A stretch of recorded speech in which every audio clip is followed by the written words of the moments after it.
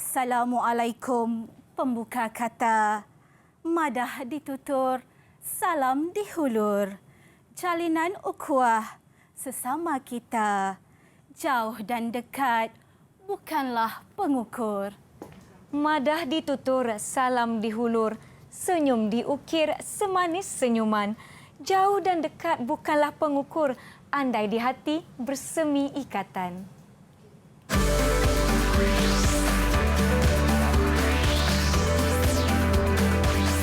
Didik TV KPM.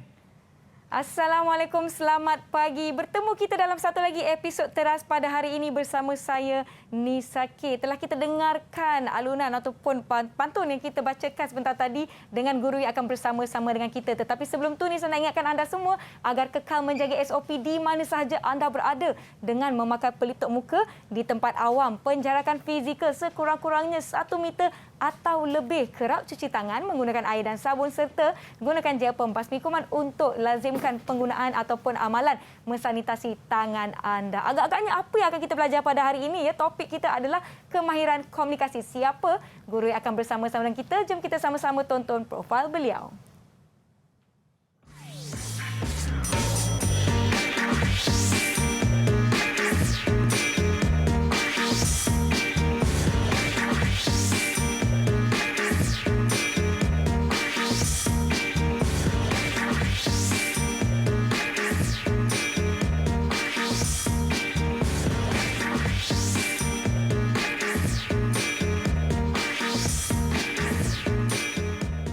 Baiklah semua, jom kita ucapkan selamat datang kepada Cikgu Siti Kamariah dari Kolej Vocasional Gombak. Assalamualaikum Cikgu. Waalaikumsalam. Selamat pagi. Macam mana Cikgu hari ini? Sihat Alhamdulillah? Alhamdulillah sihat. Alhamdulillah. Saya kira Cikgu sangat-sangat bersemangat dan ceria hari ini. Alunan pantun yang sungguh indah Cikgu. Terima kasih Cikgu. Tadi saya nak beli pantun Cikgu. Itulah okey tak? mengimbau kenangan sebenarnya. Ya, betul tu. Nisa nak ingatkan kepada anda semua apabila kita perlu membuka pelitup muka kita dan berada di dalam penjarakan fizikal yang selamat, kita perlulah simpan pelitup muka kita di tempat ataupun di dalam bekas yang bersih. Sebelum tu Cikgu, saya nak jemput Cikgu untuk sanitasi tangan kita sebelum kita mulakan apa-apa aktiviti.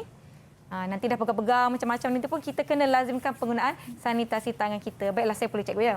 Okey, jangan lupa untuk bawa sanitasi tangan ni di mana saja kita berada. Sekarang ni dah ada banyak saiz, yang kecil, yang besar Ya, kan. betul. Baiklah, dan apabila kita perlu membuka pelitup muka kita, silakan Cikgu.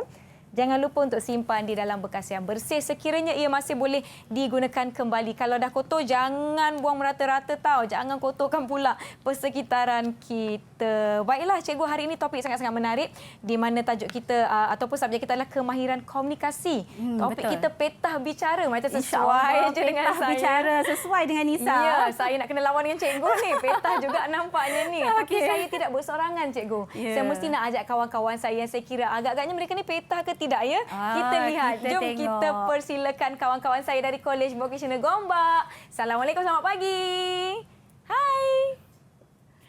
Ceria-ceria semuanya, tersenyum lebar, manis masing-masing. Jadi tiba masa untuk kita berkenalan dengan mereka. Nisa nak jemput siapa dulu nak perkenalkan diri? Silakan Adam, sila perkenalkan diri anda. Kita ada 2 Adam hari Adam, ini. Adam Rosardi. Ada 2 Adam. Adam Rosardi, silakan. Assalamualaikum. Nama Salam. saya Adam Rosadi Beroslan. Boleh panggil saya Adam. Baik, kita perkenalkan pula Adam yang seterusnya, iaitu Adam Zafran. Silakan Adam. Assalamualaikum, Selamat sejahtera. Nama saya Adam Zafran Nazwa. Boleh panggil saya Adam ataupun Zaf. Oh, panggil Zaf lah, Zaf. Ya. Zaf. Seorang lagi tu Adam. Nanti Zaf. bila kita panggil Adam dua-dua ya, macam mana? Baiklah, seterusnya kita ada Afiah. Sila perkenalkan diri. Assalamualaikum, nama saya Nur Afiah. Boleh panggil saya Afiah. Baik, Afiah. Terima kasih. Seterusnya kita ada Kamalia. Silakan. Assalamualaikum, nama saya Wan Kamalia, boleh panggil saya Kamalia. Baik, Kamalia. Kita ada juga, siapa ni? Fadia yang namanya. Silakan. Assalamualaikum, nama saya Fadia Gisrin. Boleh panggil saya Fadia. Baik, dan kita ada Syafiq. Silakan Syafiq. Masuk hutan mencari cendana, tersepak akar banir, batang berduri. Assalamualaikum, pembuka bicara. Muhammad Syafiq, nama empunya diri. Baiklah, terima kasih Syafiq. Syafiq, saya belilah pantun tapi 2 kerat boleh? 2 kerat. Boleh? Di waktu pagi pergi ke pekan. Selamat datang kami ucapkan. Wah, bolehlah ya. Okey, baiklah, ini dia rakan-rakan kita dari Kolej Vocational Gombak yang akan bersama-sama dengan kita pada hari ini. Mungkin Cikgu Siti Kamaria boleh kongsikan dengan kita sebenarnya apa yang kita nak belajar pada hari ini, Cikgu? Okey, terima kasih Nisa. Sebenarnya tadi kita dah berpantun. Betul. Kan? Kalau Nisa ingat zaman dahulu kala, sebenarnya kita ada tengok cerita Nordin Ahmad. Ya. Ada berpantun seloka. Jadi itu menunjukkan zaman dahulu kala pun dah ada kemahiran komunikasi ni. Wah. Tapi zaman dahulu mereka tak belajar, tak masuk kelas pun. Tapi anak-anak kita di Kolej Vocational Gombak dan di Kolej Vocational seluruh Malaysia sebenarnya, mereka dah ada kursus kemahiran komunikasi. Wah. Dan dalam kursus kemahiran komunikasi ni ada satu topik iaitu pengucapan awam. Pengucapan awam ini sebab itulah saya namakan kelas kita ataupun slot yang kita akan kongsi hari ini Petah Bicara. Petah Bicara. Ini yang saya suka, Cikgu, sebab dulu saya kan selalu juga masuk debat, kan? pantun sajak kat sekolah kita. tu. Mana tu kawan-kawan saya di SMK Teruljaya kan. Okey, baiklah Cikgu. Memandangkan hari ini kita nak berbicara mengenai kemahiran komunikasi. Topik kita Petah Bicara. Saya ada video rakan-rakan saya ada nak cakaplah berkenaan dengan topik kita pada hari ini. Jadi jom sama-sama kita saksikan.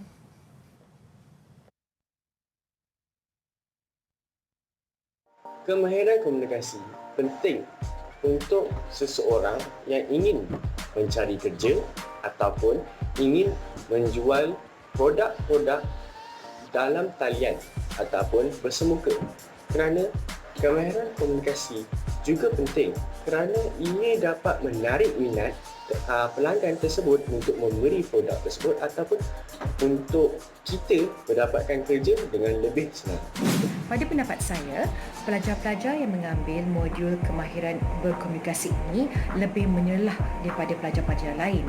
Ini adalah disebabkan oleh apabila pensyarah meminta pelajar-pelajar ini membuat persembahan presentation untuk assignment masing-masing, pelajar-pelajar yang kemahiran ini akan memberikan presentation yang lebih lancar dan lebih berkeyakinan daripada pelajar-pelajar lain. Antara kebaikan yang saya dapat sepanjang saya belajar tentang kemahiran komunikasi, yang pertamanya adalah kita dapat menjadikan diri kita sebagai seorang yang lebih yakin untuk bercakap di halayak ramai. Kalau dulu kita seorang yang pasif atau seorang yang pendiam, mungkin after kita belajar tentang kemahiran komunikasi ni dapat menjadikan kita seorang yang lebih optimis ataupun lebih outgoing tentang surrounding kita ataupun dengan diri kita terhadap orang lain. Kemahiran komunikasi memainkan peranan penting dalam konteks kehidupan seseorang secara umumnya.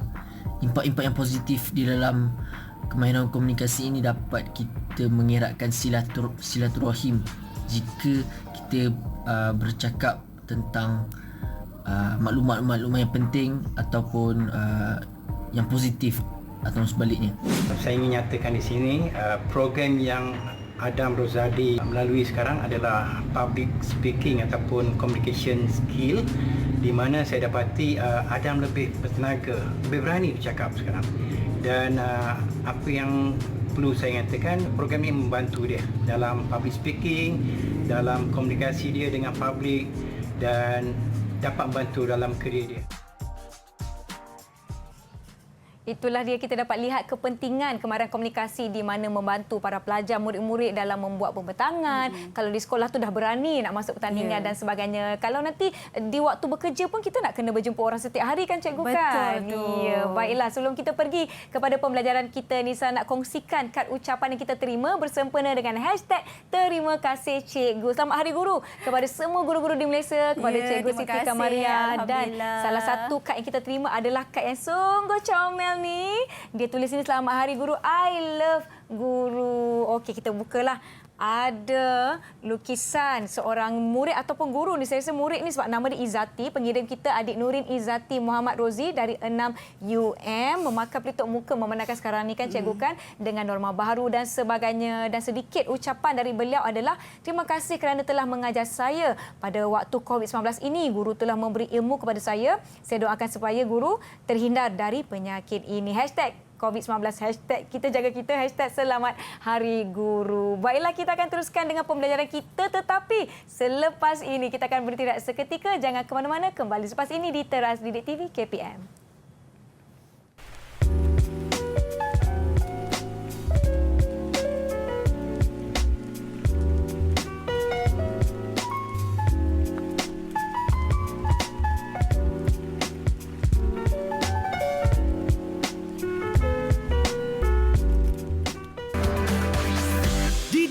TV KPM. Didik TV KPM.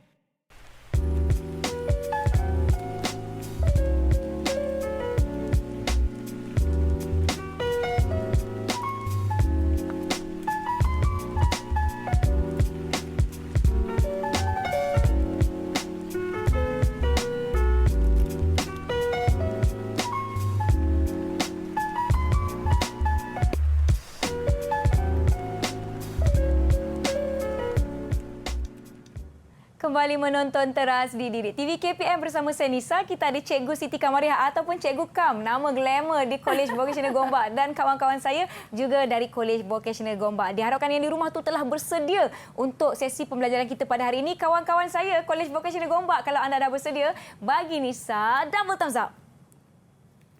Yeay, semua dah bersedia Cikgu. Jadi jom kita mulakan. Silakan Cikgu. Okey, terima kasih Nisa.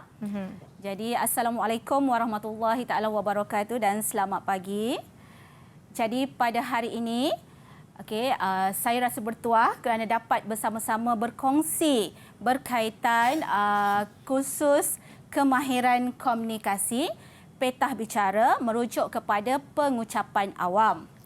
Kalau kita lihat di sini, sebenarnya pengucapan awam ni merupakan salah satu topik yang perlu dikuasai oleh para pelajar di College Vocational, iaitu melibatkan pelajar-pelajar diploma. Kalau kita tengok untuk pengucapan awam, memang seseorang itu perlu ada kesenian tersendiri. Seni berbahasa, bermadah pujangga. Jadi kalau kita tengok, mungkin ramai yang tak tahu sebenarnya komunikasi ni ada dua. Komunikasi ni ada dua. Yang pertama, komunikasi lisan. Seperti mana kita bertutur ni lah. Itu dipanggil komunikasi lisan. Manakala yang kedua pula dipanggil komunikasi bukan lisan. Contohnya, pergerakan badan saya, nada suara saya, senyum, pandangan mata. Itu semua sebenarnya merujuk kepada komunikasi bukan lisan. Ataupun mungkin kalau kita jumpa istilah-istilah lain ialah komunikasi verbal dan juga non-verbal. Pandai Liza. Okey, seterusnya, kenapa pentingnya pengucapan awam ni? Kenapa? Sebenarnya pengucapan awam ni penting dah tentulah kepada para pelajar. Sebab kita fokus kepada pelajar diploma vocational Malaysia. Seterusnya, dah tentulah pengucapan awam ni pun penting kepada pendidik seperti saya. Kalau cikgu tak petah bicara, macam mana cikgu nak mengajar di kelas kan? Jadi kepimpinan itu ditunjukkan oleh teladan cikgu tu. Kemana tumpahnya kuah kalau tidak ke nasi. Kalau cikgu-cikgunya mungkin petah berbicara, insya-Allah anak-anak saya yang mewakili para pelajar College Vocational Gombak pada hari ini 6 insan terpilih dari program multimedia kreatif dan juga perbankan. Kita ada 2 program yang saya tampilkan pada hari ini. Selain itu sebenarnya, selain kepada para pelajar, para pendidik, kepada semua orang seperti Nisa sendiri, sememangnya pengucapan awam ini penting. Dan kalau kita tengok di sini, mahir berkomunikasi. Sifat-sifat perucap yang tak baik, yang sebaik-baiknya kita elakkanlah. Yang pertama, mungkin dia seronok sendiri, syok sendiri. Kan? Kemudian yang kedua, wayang kulit. Maksudnya, nampak bayang-bayang, nampak orangnya sahaja tapi suaranya tenggelam timbul. Seterusnya, penyajak kabur. Kalau kita tengok penyajak di kabur, maksudnya dia bersajak, dia bercakap tanpa ada mesej yang nak disampaikan.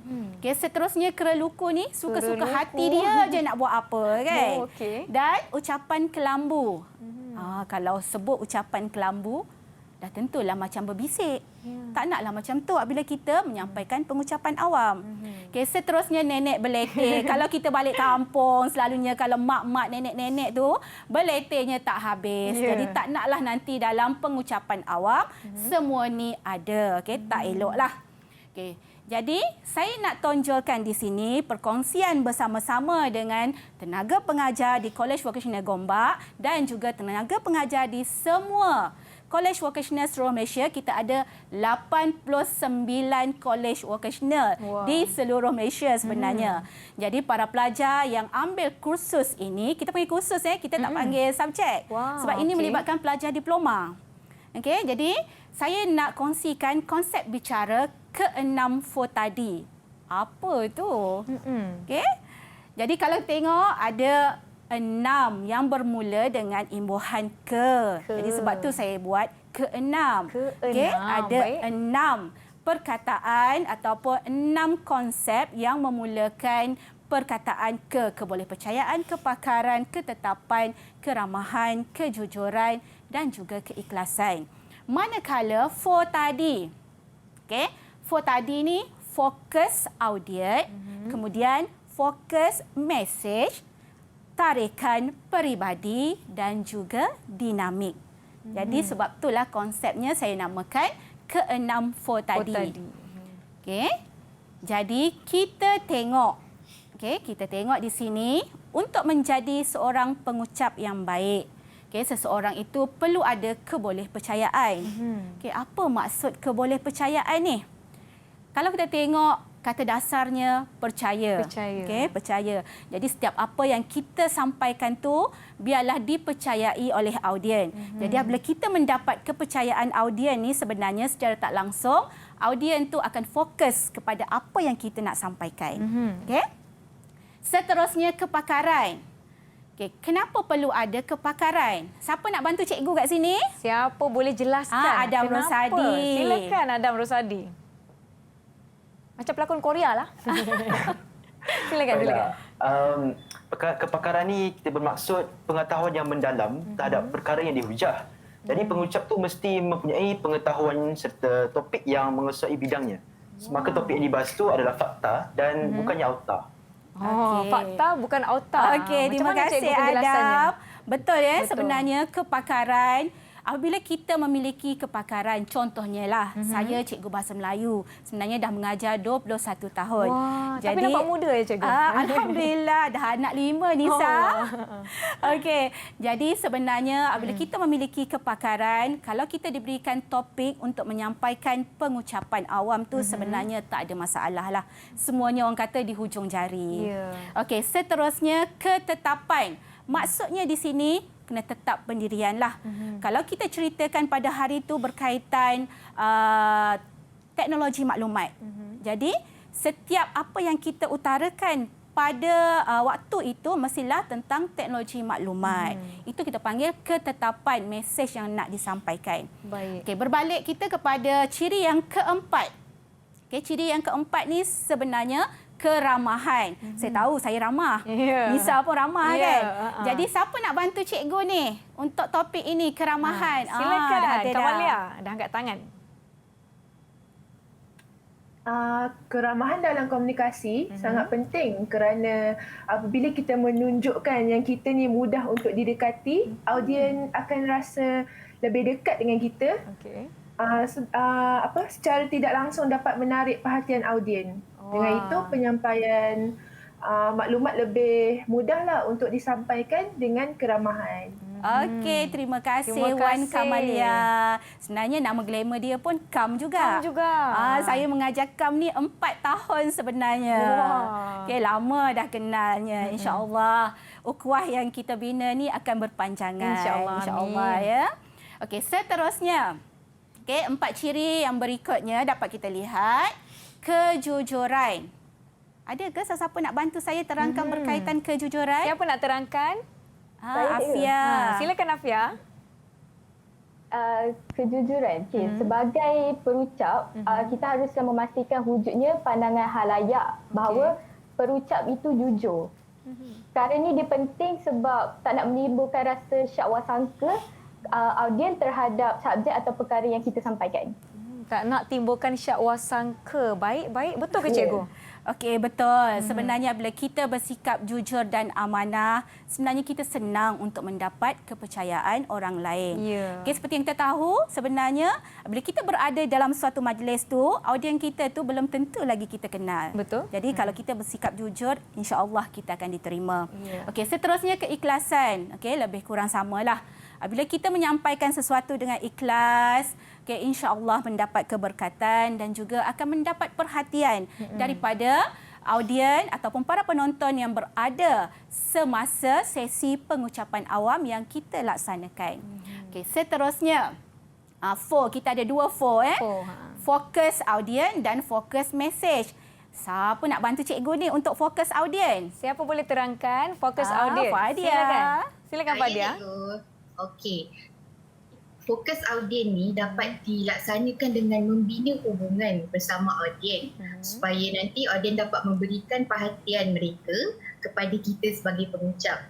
Dan selain perkara yang saya cakap tadi, fokus audien juga dapat dijalankan dengan cara berbalas pandangan mata, buat eye contact, supaya nanti audien akan kekal memberikan tumpuan kepada kita. Ya, memberikan eye contact tu saya setuju sebabnya contohlah kalau saya bagi ucapan kan takkan saya nak pandang ceiling. Nanti orang kat bawah dia ni bagi ucapan kat siapa kan? Pandang atas kan. Okey, baiklah. Okey, dan sebenarnya fokus audien ni sesuai sangat Fadia yang terangkan. Sebab apa? Ya. Tahu Nisa? Kenapa cikgu? Sebenarnya Fadia ni pun salah seorang pelakon teater Jiwa Production. Dan sebenarnya kami dah pentaskan teater di Dewan Bahasa dan Pustaka. Sebenarnya termasuk tahun ni dah 3 teater yang kami pentaskan walaupun musim pandemik COVID. Tapi kita buat secara maya lah. Secara maya. Okey, Fadia. Ini dia pelakon kita. Okey, seterusnya fokus message. Fokus Okey, message. macam mana message ni? Siapa? Tu dah angkat tangan dah. Zafran, silakan Zaf. Okey, fokus message ni contoh dia ialah message yang ialah seorang yang menyampaikan ucapan haruslah fokus kepada mesej yang ingin disampaikan tanpa mencampur adakan idea. Fokus kepada idea utama sahaja akan memudahkan penyampaian. Okey, fokus kepada idea utama. Baik. Okey, jadi apa-apa pun sebenarnya idea tu adalah penting. Itu menjadi teraju utama dalam penyampaian. Okey, seterusnya kita ada 2 lagi konsep. Okey, 2 lagi konsep untuk menjadi seorang pengucap awam yang baik. Okey. Tarikan peribadi. Okey, ataupun dengan kata lain personality diri kan. Siapa nak bantu cikgu? Syafiq dah angkat tangan. Laju dia angkat tangan tadi. Syafiq dah tersenyum dah tu. Baguslah, aktiflah kawan-kawan kita ni. Silakan Syafiq. Okey, tarikan peribadi. Perucap hendaklah berwajah menarik, berpakaian kemas serta mampu memperaga keramahan dan daya tarikannya.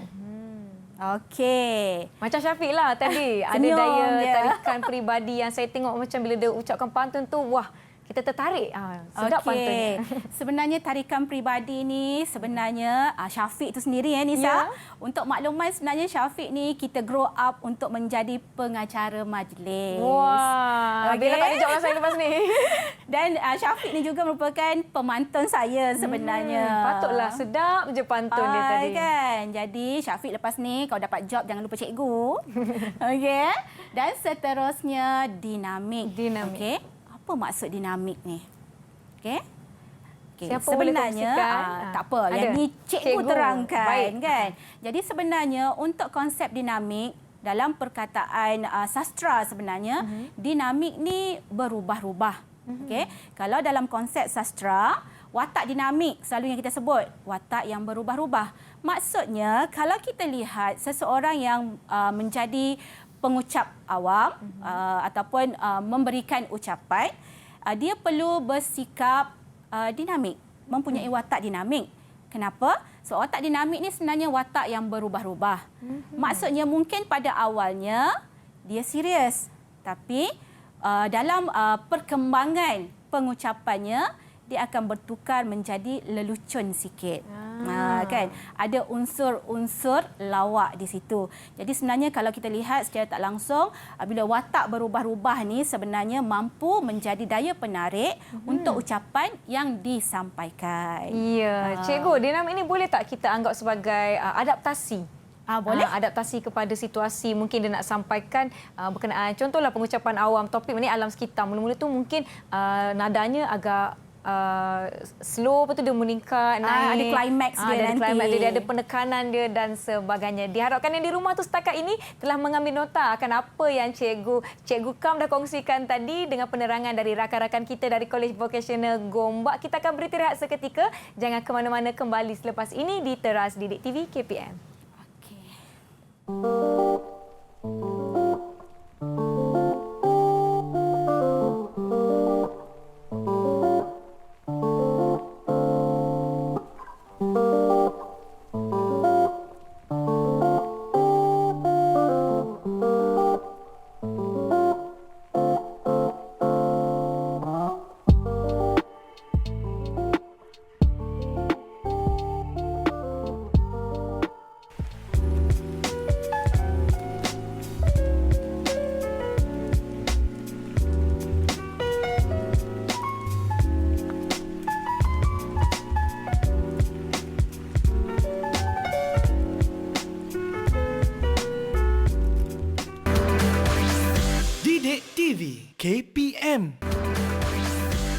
TV KPM.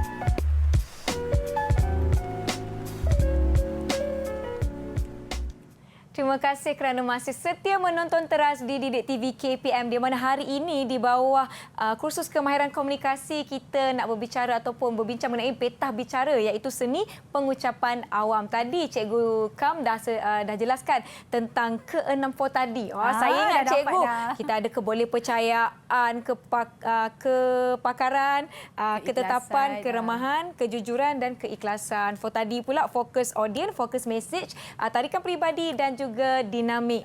Saya kira kawan-kawan saya dari Kolej Vocasional Gombak, mereka semua mengikuti dengan baik. Diharapkan yang di rumah pun mengikuti dengan baik. Jadi jom kita sama-sama teruskan pelajaran kita. Silakan Cikgu. Okey, terima kasih Nisa. Jadi kita beralih pula ke slot yang berikutnya yang saya namakan sebagai langkah sederap. Okey. Diberi Cikgu pantun ni kan, memang adalah bahasa-bahasa pantunnya yang akan saya gunakan. Boleh Cikgu. Al-Maklum, ada Syafiq, ada Nisa yang boleh berpantun juga. Saya cuba. Okey. Dan sebenarnya saya rasa bangga sebab saya boleh apply apa yang cikgu saya dulu saya nak sebut juga kat sini Nisa. Saya peluang kat sini. Saya nak sebut kepada cikgu pantun saya Puan Sarifah Muhammad yang berada di Kota Baru, Kelantan. Jasa beliaulah yang mendidik saya menjadi sebegini. Selamat Hari Guru Cikgu. Selamat Hari Guru. Okey. Jadi langkah sederap, kalau kita lihat sebenarnya ada langkah-langkah, ada inisiatif yang boleh dilakukan oleh seseorang untuk memastikan dia mampu petah berbicara, menyampaikan ucapan. Okey. Yang pertama dapat kita lihat sebenarnya apa-apa pun kena ada latihan. Betul. Siapa nak bantu cikgu kat sini? Siapa nak kongsikan? Okay, silakan. Adam. Jadi kenapa kita kena berlatih 2 hingga 3 kali ni? Antaranya macam kita boleh buat latihan vokal ataupun kita berlatih di hadapan cermin supaya saat kita bercakap tu kita tak gemuruh dan kita lebih yakin. Okey, sebenarnya berlatih ni bukan sekali, bukan 2 kali. Betul. Tapi 3 hingga 6 kali. Macam kita nak berada di hadapan ni rasanya kita kena ada latihan. Betul. Okay? Bak kata orang tua-tua, cikgu bahasa Melayu ni, alah bisa tegal biasa. Kan?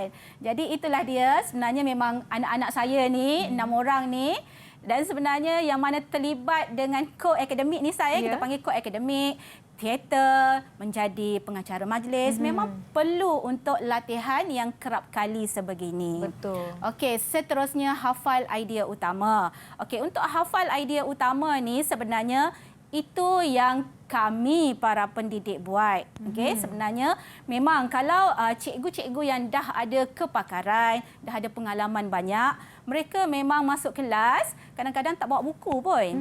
Tapi semuanya dah ada dalam minda masing-masing. Idea utama dah ada. Macam Nisa sendiri pun sebenarnya kan. Dia memang dah ada kemahiran tersendiri. Alhamdulillah kan. Jadi apa-apa pun idea utama tu menjadi terajuk utama, menjadi topik perbincangan kita. Yang lain-lain tu ayat huraian, ayat contoh semuanya on the spot biasanya. Okey, seterusnya berlatih secara mental terlebih dahulu. Selalunya kita kata latihan ni fizikal je kan? Tapi mental pun penting. Kenapa?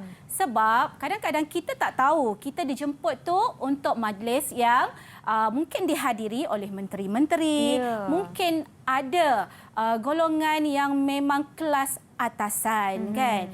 Jadi di sinilah kita perlu bersedia mental terlebih dahulu. Okey, mental ni macam mana? Maksudnya kita berimajinasi. Okey. Kita bayangkan katakanlah kita dapat tawaran untuk melakukan pengucapan awam tu minggu depan. Tapi sebelum tempoh yang ditetapkan, sebelum tiba harinya tu, kita dah berimajinasi, kita bayangkan kalau kita berada dalam majlis berkenaan. Okay, contohnya mungkin kalau saya dijemput untuk menjadi pengacara majlis dalam perasmian Hari Guru, kan? Perasmian Hari Guru peringkat kebangsaan.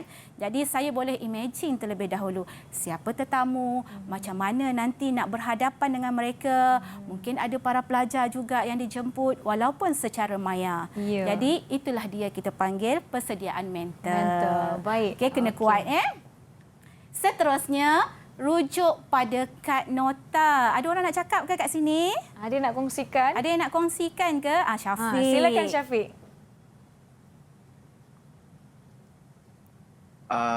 Rujuk pada kad nota. Dalam konsep pengacara majlis, penting bagi pengacara majlis untuk merujuk nota atau teks ucapan supaya program yang sedang berlangsung berjalan dengan lancar serta mengikut turutan yang telah diaturkan. Okey, itulah dia pengalaman pengacara majlis, kan? Okey.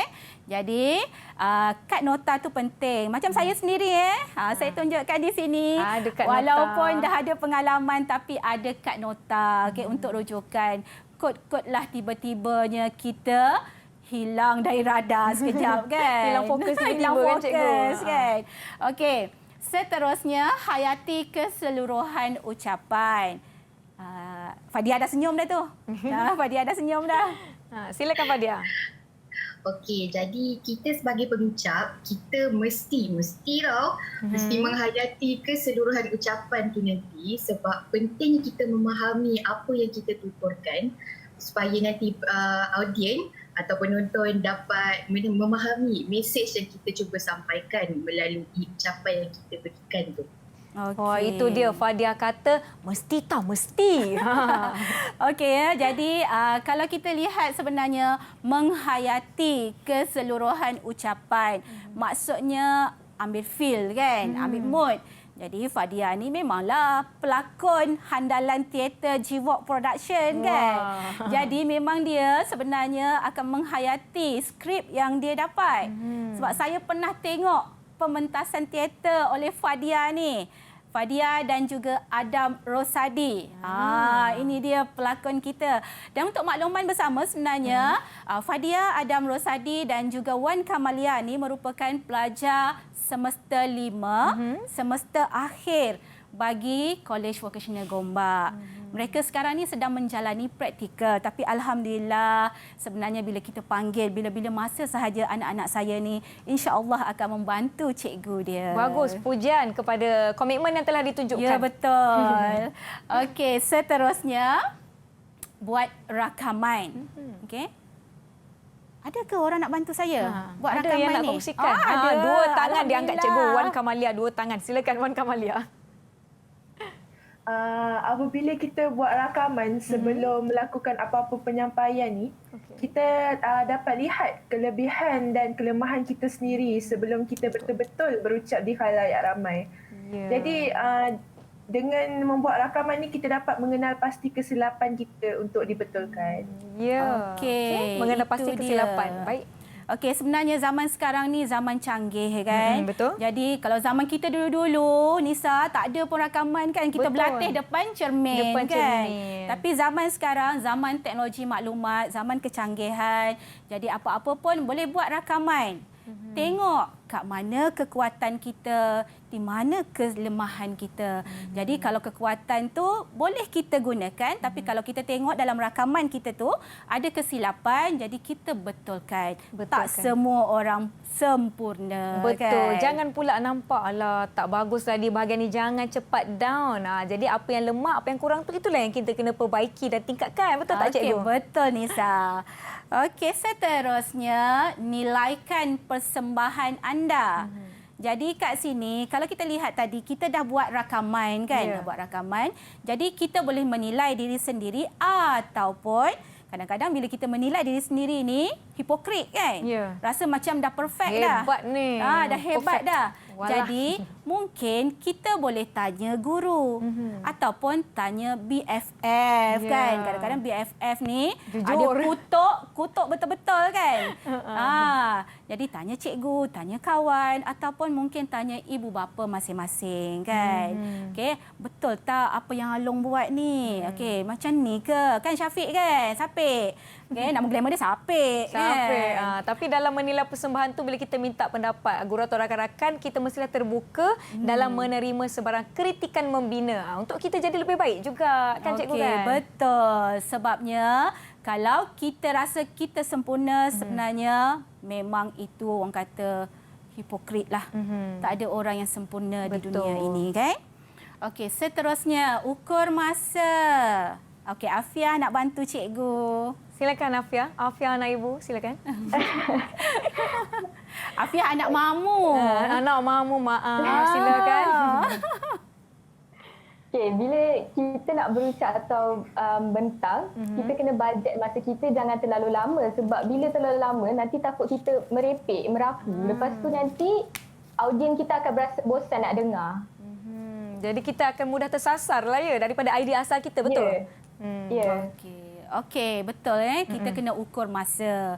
Jadi bak kata orang tua-tua, masa itu emas kan. Jadi kena ikuti ataupun tepati masa yang diperuntukkan. Betul.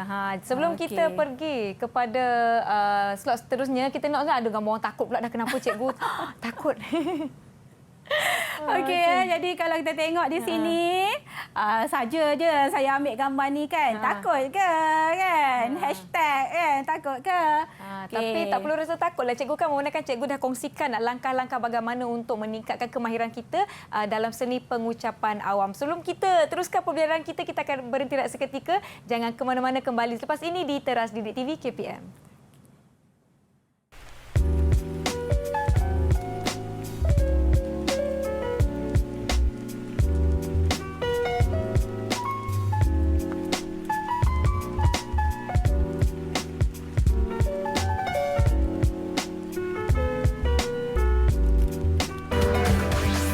Didik TV KPM.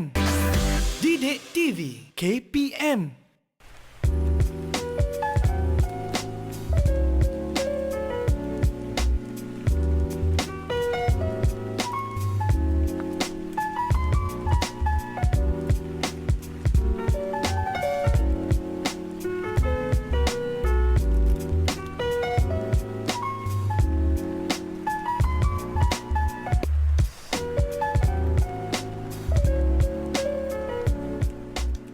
Terima kasih kerana masih setia menonton Teras di Didik TV KPM. Jadi tak nak buang masa, jom cikgu kita teruskan pembelajaran kita. Silakan cikgu. Okey, baiklah. Kita teruskan.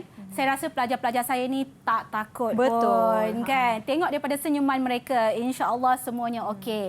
Sebab apa? Sebab sebenarnya takut itu sesuatu yang normal kan. Mustahillah kita tak ada ketakutan. Betul. Okey. Seterusnya, macam mana kita nak menghindari ketakutan tu? Kita perlu nampak lebih yakin, confident level mesti tinggi. Tengok cikgu ni, cikgu pun asalnya takut juga kan. Pertama kali kan menjejakkan kaki ke Sri Pentas, ke Didik TV ini. Tapi tak nampak takut cikgu? Alhamdulillah, sebab pengacara majlis kan. Dah lama sangat. Okey, kemudian itulah orang kata berdasarkan pengalaman. Pengalaman itu akan mengajar kita menjadi guru yang paling berguna untuk seseorang. InsyaAllah. Okey, insyaAllah. Kemudian kita tumpukan isi ucapan. Fokus utama apa yang nak kita bicarakan pada waktu itu. Kemudian kita pastikan bahawa audiens sebenarnya nak mendengar pengucapan kita, bukannya nak mengkritik. Biarlah kalau dia kritik pun sebab kita tak dengar kan. Okey, seterusnya kalau kita ada persediaan yang rapi, okey, sebenarnya tak ada masalah. Betul. Apa-apa pun persediaan itu sangat penting. Tak adalah nanti kita main terjah sahaja kan. Okey, seterusnya tumpuan kepada ucapan. Okey, fokus kepada ucapan, kepada idea utama yang nak kita bicarakan. Okey, analisis audien. Kita kena tahu, kita tu dijemput untuk majlis apa? Majlis tu dihadiri oleh orang kenamaan atau tidak? Adakah tokoh-tokoh perniagaan? Sebab macam pelajar-pelajar saya ni, mereka sebenarnya lebih kepada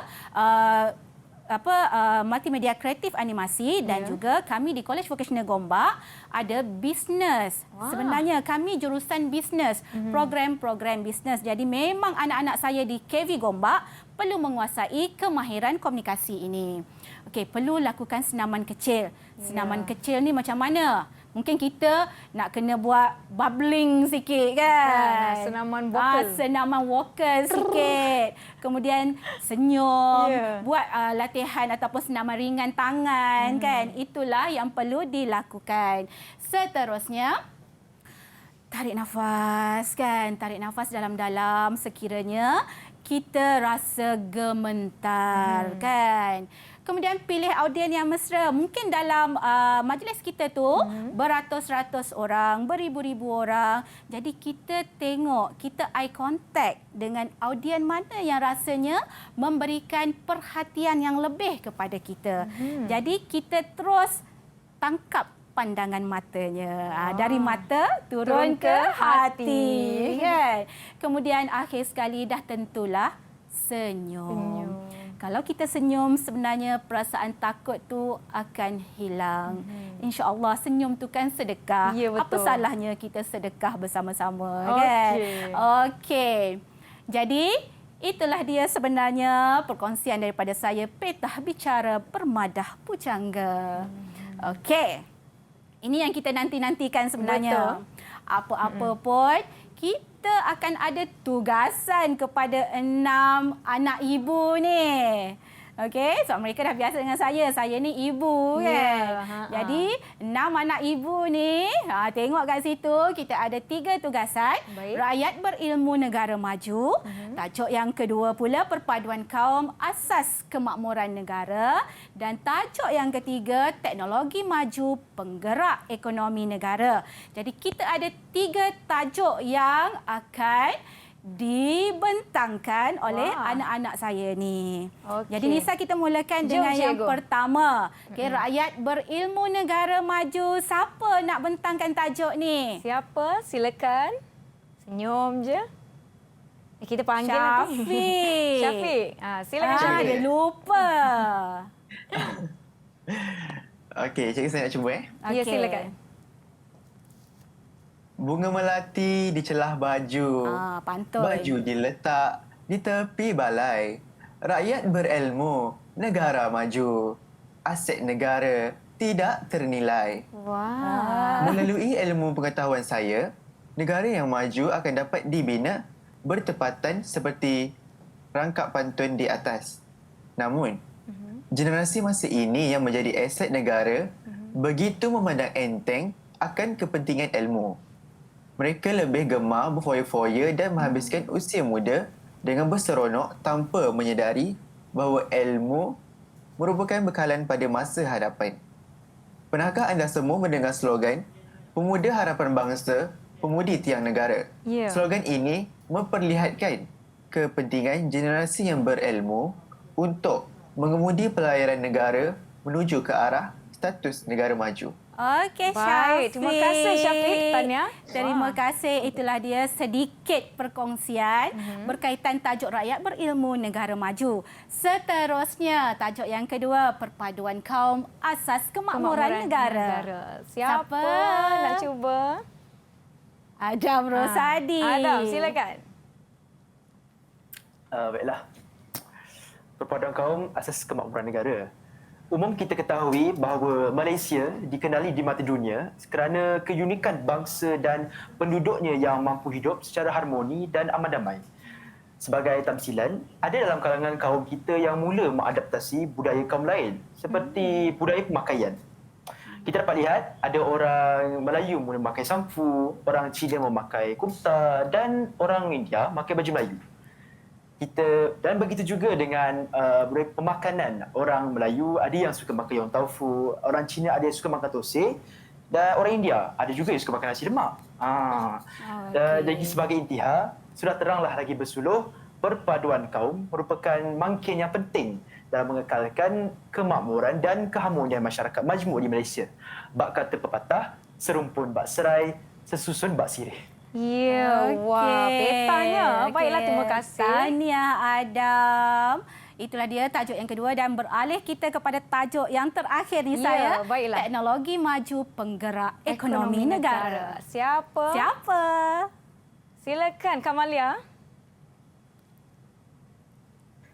Boleh try? Boleh, silakan. teknologi maju dapat menggerakkan ekonomi negara melalui kaedah e-dagang atau perdagangan elektronik, tambahan dengan dalam keadaan dunia yang sedang dilanda pandemik COVID-19. Melalui kaedah ini, kita dapat mengelakkan 3S yang telah diarahkan oleh Kementerian Kesihatan Malaysia bagi mengelakkan penularan wabak COVID-19. Selain contoh dekat yang kita dapat kita lihat ialah Shopee merupakan sebuah platform e-dagang yang sangat terkenal dan telah membuktikan kejayaan dalam e-dagang ini. Natijahnya, teknologi maklumat dapat meningkatkan ekonomi negara. Baik, itu dia. Terima kasih pemetangan dari rakan-rakan dari Kolej Vocasional Gombak. Anda semua saya tak nafikan sangat-sangat berbakat dan selamat maju jaya. Kita sebenarnya cikgu dah tiba di penghujung rancangan. Itulah rasa sekejap sangat. Mungkin cikgu kan boleh berikan sedikit rumusan untuk subjek kita. Silakan cikgu. Okey, baiklah. Sebenarnya seperti yang kita utarakan dari awal tadi, petah bicara. Okey, petah bicara ni fokus utama kepada pengucapan awam. Sebenarnya walaupun kursus ini merupakan kursus elektif iaitu pilihannya kepada para pelajar di Kolej Vocasional, tapi secara tak langsung sebenarnya semua pelajar boleh mengadaptasikan apa yang saya kongsikan hari ini untuk kehidupan seharian. Sebenarnya untuk bahasa Melayu sendiri pun kita ada ujian lisan berasaskan sekolah. Sebenarnya topik-topik sebegini juga Nisa ditanya untuk ujian lisan. Jadi sebenarnya memang kata orang tua-tua lagi okey, kerana pulut santan binasa, okey, kerana mulut badan binasa. Tapi dalam situasi hari ini kita tak nak kerana mulut itu badan kita binasa, tapi kerana mulut kita, tutur kata kita akan memberikan satu inspirasi kepada semua orang untuk petah berbicara. Baiklah, terima kasih Cikgu Kam, terima kasih rakan-rakan yang menonton kita. Terima kasih kawan-kawan saya dari Kolej Vocasional Gombak. Saya ada pantun Cikgu. Ulam Raja Daun Pegaga dijual nenek di Pekan Sehari. Episod kita tiba di hujungnya. Bersua lagi di lain hari. Assalamualaikum. Terima kasih semua. Kita jumpa lagi. Bye.